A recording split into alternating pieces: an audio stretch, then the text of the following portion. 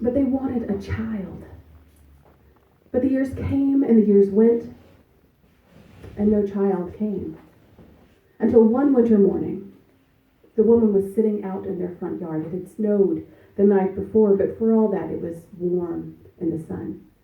And she was sewing underneath the juniper tree. That was her favorite spot in the yard. And as she sewed, she pricked her finger, and 3 drops of blood fell onto the snow. And as she looked at that red blood on the white snow, she thought, oh, how wonderful would it be to have a child as white as snow and as red as blood. And as soon as she said it, she knew that it was true. She knew she would have a child just like that. And as the months passed, her husband knew that it was true too, for she waxed full and round as the moon. And her moods waxed and waned like the moon too. Some days she was happy and full of light, and some days she was hard and hard to please. And then in the 8th month, she grew pensive. And she said to her husband, "Husband, you must promise me something. If anything happens to me, please bury me beneath the juniper tree in our yard." And the husband, thinking this was just another pregnancy fancy, agreed. "Of course, honey, of course, whatever you want." Not long after he made this promise, the day came and their child was born, and he was as white as snow and as red as blood. And when they laid him in her arms, her heart was so full of love that it broke. And she did die. And so she left her husband and that baby that they had so longed for alone. They buried her body beneath the juniper tree. And in modern days, we would have expected a time of mourning, but this isn't modern day. This was long, long ago, in a time where men did not know how to care for newborn babes. And so he went out and he found himself another wife. And she was a fine woman. She was kind, and she loved that baby just like he was her own. Until she had a child of her own, a little girl. And in her eyes, she was the most beautiful, perfect child that had ever been born. But then she began to think of the laws of the time. Because you see, during this time, women could not hold property. So all of the property of the family would go to the little boy. And her little girl, her precious, perfect little girl, would have nothing. And this planted a dark seed in her heart against her stepson, which is how she thought of him now. And it grew into something terrible. One day she bought a bushel of apples from the market, and she stored them in this chest in the pantry that had a sharp lock. And she told her little girl that she couldn't have one until her older brother came home from school. And so, of course, like all little sisters, she waited impatiently on the front porch for her brother to come home. And as soon as she saw him far off down the road, she took off running, and she got there and she said, "Oh, brother, Mother has the most beautiful apples in the chest in the pantry. Oh, they look so delicious. I want one so bad. But she says that you have to pick one first because you're older." Right. So the little brother said, "Well, I'll go and talk to her. You go chase butterflies. Just, give me a minute." See, he knew something was wrong. He felt the change in his stepmother since his little sister had been born. He didn't fully understand what was happening, but he knew that it wasn't good. So he went into the pantry and he said, "Hello, stepmother, I hear you have apples." She's like, "Yes, they're here in the chest." She opened the lid and held it up. "Pick out the one that's your favorite. Look close. Find the best one." He looked at his stepmother curiously, But he didn't see the trick. And so he bent over to look for the best apple. And she dropped the lid. And that sharp lock cut his head right off. It rolled on the floor. It did. And as soon as she did it, she knew what she'd done. She felt it in her heart, and she had to figure out how to hide it. How was she going to hide it? So she dragged her stepson's body out onto the front porch, and she set it up in a chair. And she balanced the head she had cut off on his neck, and she tied a red kerchief around it so you couldn't see the cut and you couldn't see the blood. And she set one of those red apples in his hand, and she waited. Pretty soon the little sister came back. She'd finished chasing butterflies, and she saw her brother sitting on the front porch looking pale and strange. But he had that beautiful red apple in his hand, and she ran up and she said, oh brother, it looks so delicious. Please, can I have a bite? Because you know how little sisters are, and little brothers. It doesn't matter what they're going to get. What you have always looks better. Mm-hmm. But of course her brother didn't answer her. He couldn't answer her. So she ran into the house crying to her mother, oh, mother, brother won't answer me. And the mother put her hand on her hip and she said, oh, won't he? Well, go back out there, ask him again, and if he doesn't answer you, slap him in the face. Mm-hmm. You see what's going to happen here, right? So the little girl went out and she did exactly what her mother had told her to do. She asked her brother again for a bite of the apple. Of course her brother didn't answer, so she reached that little hand up and she slapped him across the face. And that head sailed off and rolled across the porch. The little girl began to shriek. I killed my brother! The mother came out onto the porch, put her hands on her hips, and she said, look what you did. We'll have to hide this. It's going to be our secret. And so they dragged the body of the little boy back into the house, and the mother cut it up into small pieces. She pulled out her biggest soup cauldron, and she put the pieces inside, filled it up with water, added some vegetables, set it over the fire. And she set the little girl to stirring that big pot of soup. She didn't even have to add salt. The little girl cried so much she salted the soup herself. Pretty soon her husband came home, and they all sat down for dinner. He looked around the table and he said, where is my son? And the stepmother, she made something up on the fly. She said, oh, your brother came by earlier today, and they needed help with the haying. And I sent the son with them. He'll be back in about a week. And normally the father would have picked up on some strange things going on, but it had been a long day. He was tired. He was hungry. And up until this point, he had no reason to distrust his wife. So he accepted what she said, and he began to eat. His daughter just poked at the soup in her bowl with tears rolling down her face. The wife poked at the soup, and she plucked at her hair, and she plucked at her clothes. But the husband began to feel strange. It seemed the more of the stew he ate, the more he wanted, until he snatched the bowl of soup from his daughter. He snatched the bowl of soup from his wife. He pulled the kettle over to his side of the table, and he just began to slurp it up with his hands, and he said, this is so good. I have a feeling that it's mine. This is mine. It's all mine. And he ate, and he ate.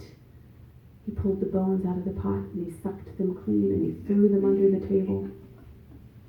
The little sister was still weeping. She crawled into the table, and she wrapped the bones in a silken kerchief.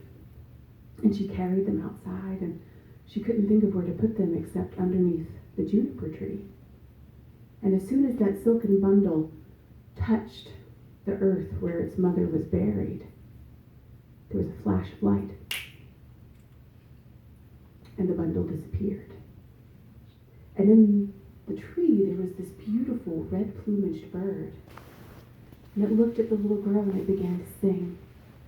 My mother killed her little son, my father grieved when I had gone. My sister loved me best of all. She wrapped me in a silken shawl and tucked me 'neath the juniper tree. And that is where they buried me. Oh, what a good bird am I.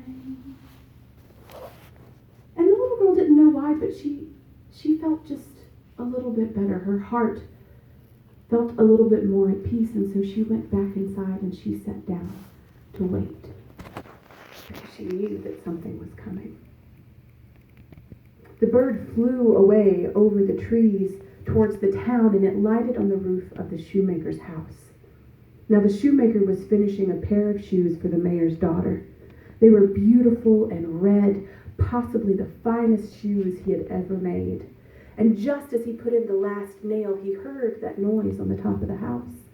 And he walked out with the shoes in his hand. He looked up and he saw that red-plumaged bird sitting on the roof. And he said, "Oh, bird, what are you doing here?"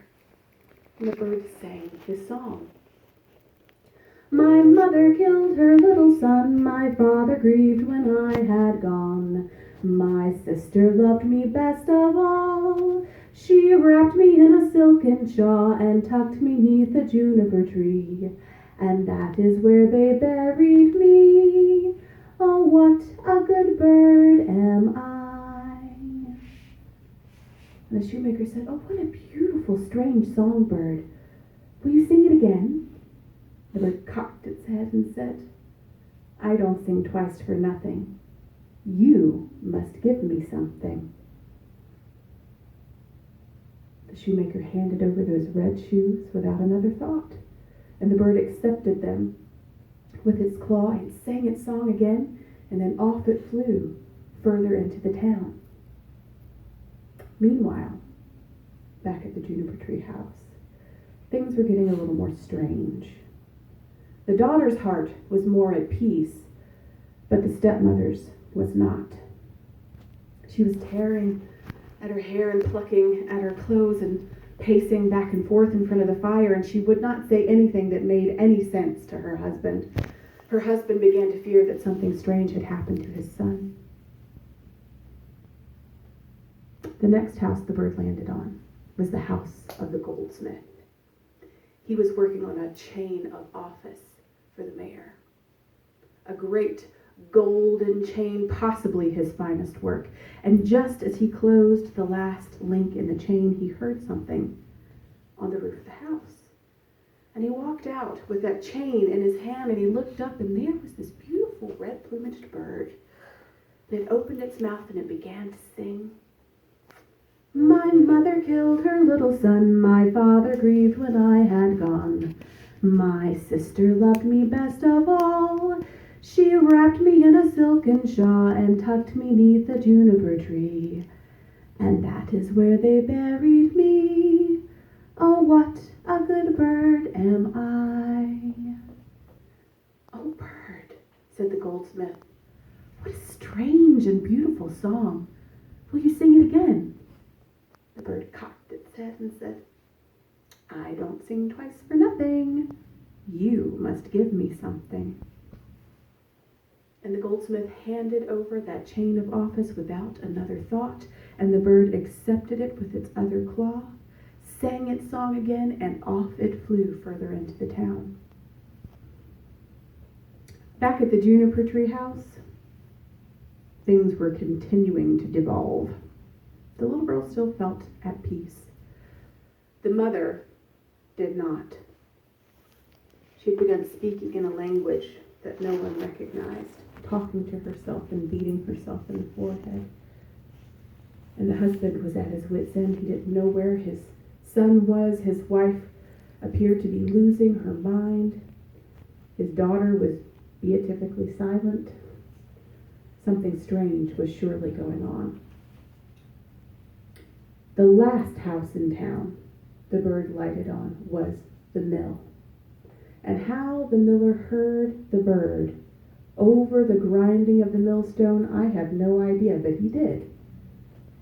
He walked out, and he saw this beautifully red-plumaged bird on the top of his mill, and he said, "Oh, bird, why are you here?"